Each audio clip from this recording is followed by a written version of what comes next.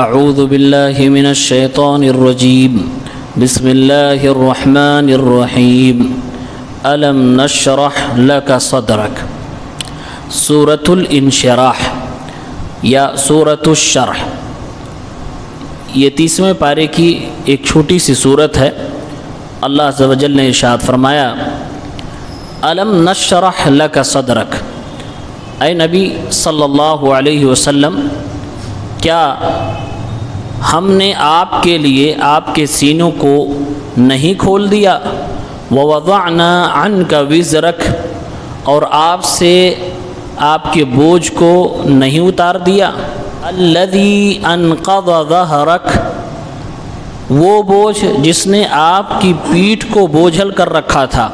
ورفعنا لک ذکرک، اور ہم نے آپ کے لیے آپ کا ذکر بلند کر دیا۔ فإن مع العسر یسرا، بے شک تنگی کے ساتھ آسانی ہے۔ ان مع العسر یسرا، بے شک تنگی کے ساتھ آسانی ہے۔ فإذا فرغت فانصب، پس جب آپ فارغ ہو جائیں تو آپ اپنے آپ کو تھکائیں اللہ تعالیٰ کی عبادت میں۔ وإلی ربک فارغب، اور اپنے رب کی طرف آپ توجہ کریں، رغبت اختیار کریں۔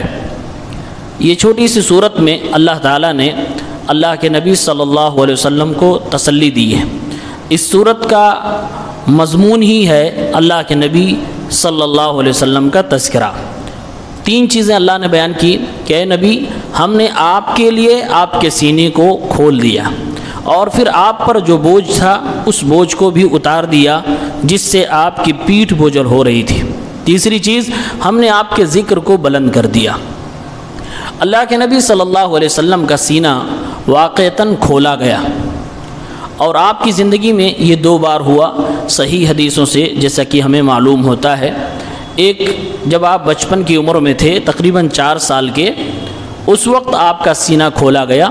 جبریل امین علیہ السلام نے آپ صلی اللہ علیہ وسلم کے سینے کو کھولا، اور حدیث میں ہے کہ یہاں سے لے کر پیٹ کے حصے تک پورا پھاڑا گیا، اور دل آپ کا نکال کے سونے کی ایک تشتری میں رکھ کر زمزم کے پانی سے دھلا گیا۔ اس میں ایک ٹکڑا تھا، اس ٹکڑے کو جبریل نے نکالا اور کہا یہ شیطانی حصہ ہوتا ہے انسان کے اندر، اور پھر اس کے بعد دوبارہ آپ کے سینے میں اس دل کو لگا دیا گیا۔ یہ جب آپ بچپن میں تھے تب بچوں نے آپ صلی اللہ علیہ وسلم کو اس حالت کے بعد دیکھا تو آپ کے بدن پر خون کے نشانات تھے، بلکہ حضرت انس فرماتے ہیں رضی اللہ تعالی عنہ کہ ہم اللہ کے نبی صلی اللہ علیہ وسلم کے سینے میں اس چیز کا نشان دیکھتے تھے جس سے سرجری کی گئی تھی۔ اور ایک بار آپ صلی اللہ علیہ وسلم جب معراج پہ جانے والے تھے تو حضرت جبریل علیہ السلام نے دوبارہ سے آپ کا سینہ چاک کیا تھا، اور پھر سے آپ کے دل کو نکال کر زمزم کے پانی سے دھلا گیا۔ تو پوری زندگی میں 2 بار آپ کا اللہ رب العالمین نے سینہ چاک کروایا۔ اسی کو اللہ تعالیٰ نے فرمایا الم نشرح لک صدرک، اور یہ جو کچھ آپ کے ساتھ ہوا اے نبی، یہ آپ کی بھلائی ہے، اور آپ نبی اور رسول ہیں تو آپ کے اس مشن میں کام آئے گا، اس لیے آپ کے ساتھ ایسا کیا گیا ہے۔ پہلا کام۔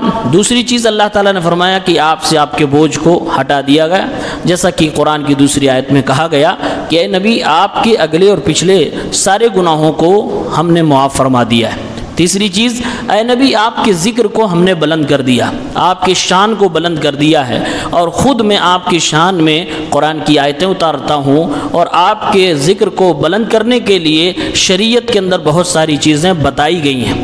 ابو بکر بن عیاش رحمۃ اللہ علیہ فرماتے ہیں کہ یہ جو ذکر نبی کا بلند کیا گیا، یہ بلند ذکر ہر اس انسان کو میسر ہو سکتا ہے جو نبی کریم صلی اللہ علیہ وسلم کی پیروی کرتا ہے۔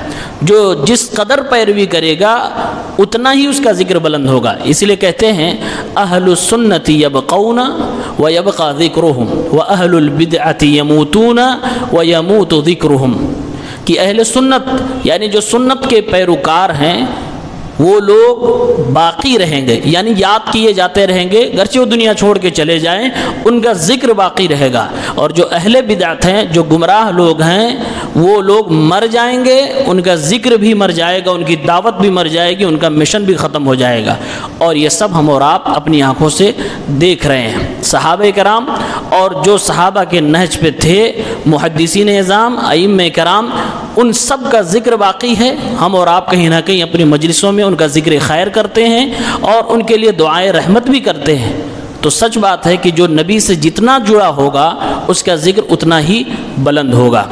اللہ تعالیٰ نے نبی کریم کو تسلی دیتے ہوئے فرمایا فَإِنَّ مَعَ الْعُسْرِ يُسْرًا۔ مشرکین اللہ کے نبی صلی اللہ علیہ وسلم کو اور مسلمانوں کو طعنہ دیتے تھے کہ تم لوگ کہتے ہو کہ ہمارا رب وہ رب ہے جو زمین و آسمان کا رب ہے، وہ یہ ہے، وہ یہ ہے، وہ یہ ہے۔ اللہ کی بڑائی بیان کرتے ہو لیکن تم لوگ فقیر ہو، تم لوگوں کے یہاں محتاجی ہے، تمہارے یہاں پریشانی ہے۔ تو اللہ نے تسلی دی، اے نبی پاک صلی اللہ علیہ وسلم، یہ تنگی اور پریشانی وقتی ہے، ہر تنگی اور پریشانی کے بعد دنیا میں آسانی آئے گی۔ یہ اللہ کا قانون ہے، یہ اللہ رب العالمین کی سنت ہے۔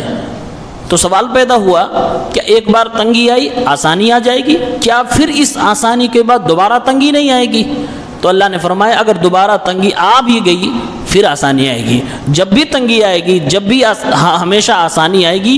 یہ تسلی تھی مسلمانوں کے لیے، اور خاص کر اس وقت میں جو واقعتاً مسلمان پریشان تھے، ہر اعتبار سے پریشان تھے۔ ان کے ساتھ لوگوں کی تعداد کم تھی اور ان کے ساتھ معاشی پریشانی بھی موجود تھی، دشمن تابڑ توڑ ہر طرح کے حملے کر رہے تھے۔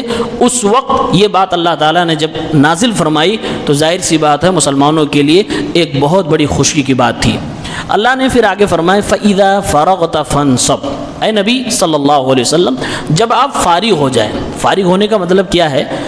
دین اور دنیا کے جتنے آپ کے مشغولیات ہیں، دین کے لیے، دنیا کے لیے، جب آپ بزی رہتے ہیں، ان سب سے جب آپ فارغ ہو جائیں، فَانْصَبْ، تو آپ محنت کریں۔ فَانْصَبْ نصب کے معنی ہوتے ہیں کسی چیز کو کھڑا کرنا، یعنی اللہ تعالیٰ کی عبادت کو قائم کریں، آپ اللہ تعالیٰ کی طاعت و فرما برداری کریں۔ اسی لیے بعض تابعین سے، تبع تابعین سے یہ منقول ہے کہ ہم اس شخص کو ڈانٹتے تھے اور خوب سرزنش کرتے تھے جو شخص خالی رہتا ہے، نہ دین کے کام میں مشغول ہے اور نہ ہی دنیا کے کام میں مشغول ہے۔ ہم ایسے شخص کو برا سمجھتے تھے، ایسا ہمارے اسلاف کہتے ہیں۔ اللہ نے فرمایا جب خالی رہو تو عبادت کرو، تو مسلمان کے لیے خالی وقت ہے ہی نہیں۔ لہٰذا اللہ کے نبی کو یہ کہا گیا، اے نبی پاک، آپ کے ساتھ یہ سب احسانات کیے گئے، آپ پر یہ سب انعامات برسائے گئے، آپ جب خالی ہوں تو آپ اللہ تعالیٰ کی عبادت میں لگ جائیں۔ وَإِلَىٰ رَبِّكَ فَارْغَب، اور عبادت خالص اللہ کے لیے ہو، اپنے رب کی طرف متوجہ ہو جائے۔ اللہ تعالیٰ نے نبی صلی اللہ علیہ وسلم کو دو کام کرنے کے لیے کہا، وہی دونوں کام ہمیں اور آپ کو کرنا ہے۔ پہلا کام یہ کہ آپ عبادت کریں، دوسرا کام یہ کہ عبادت میں سچائی ہونا چاہیے، خلوص ہونا چاہیے، خالص اللہ رب العالمین کے لیے ہونی چاہیے، جس کو ہم اور آپ کہتے ہیں کہ نیکیوں کی اصل یہی ہے کہ توحید ہو اور پھر نبی پاک صلی اللہ علیہ وسلم کی سنت کے مطابق نیک عمل ہو۔ یہ دو چیزیں جس کے پاس ہیں وہ سمجھو دین کا سرمایہ پا چکا ہے۔ یہ دونوں کام جو شخص کرے گا اس کے لیے فائدہ یہ ہوگا کہ اس کا ذکر بلند ہوگا، اس کے پیٹھ سے بوجھ ہلکا ہو جائے گا، اس کا سینہ کھول دیا جائے گا، پھر وہ ہدایت کی باتیں آسانی سے قبول کر سکے گا۔ گناہ اگر ہو بھی جائے گا تو آسانی سے توبہ کی طرف پہنچ جائے گا، اور اللہ رب العالمین کی نگاہ میں اس شخص کی شان اور عظمت بڑھ جائے گی۔ اور سب سے بڑی چیز یہ کہ زندگی مشکلوں کا نام ہے، اگر مشکل آئی بھی تو آسانی آ جائے گی، جیسا کہ اللہ نے فرمایا فَإِنَّ مَعَ الْعُسْرِ يُسْرًا۔ اللہ تعالیٰ نے مشکلوں کے ساتھ آسانیوں کو بھی بتایا ہے اور بنایا ہے۔ اس لیے ہمیں اور آپ کو اس سورت سے پیغام ملا کہ انسان کو اپنا دل اسلام کے لیے، کتاب و سنت کے لیے کھول کے رکھنا چاہیے۔ مفسرین نے ایک نقطہ بیان کیا کہ اس سورت کی پہلی آیت ہے أَلَمْ نَشْرَحْ لَكَ صَدْرَكَ، سینے کو کھولنے کے بارے میں، اور آخری آیت ہے وَإِلَىٰ رَبِّكَ فَارْغَب، اللہ کی توحید کے بارے میں۔ شروعات سینہ کھولنے سے ہے اور اس سورت کا اختتام توحید سے ہے۔ مطلب یہ ہوا کہ جس کا سینہ کھلے گا وہی توحید کو سمجھ پائے گا، اور جس کو توحید سمجھ میں آ جائے گی اس کو پورا دین سمجھ آیا جائے گا، کیونکہ اس کا سینہ کھل چکا ہے۔ اس کے دماغ پر اندھ بھکتی کا، تقلید کا جو بھی خمار چڑھا ہوا ہے وہ سارا نشہ ختم ہو جاتا ہے۔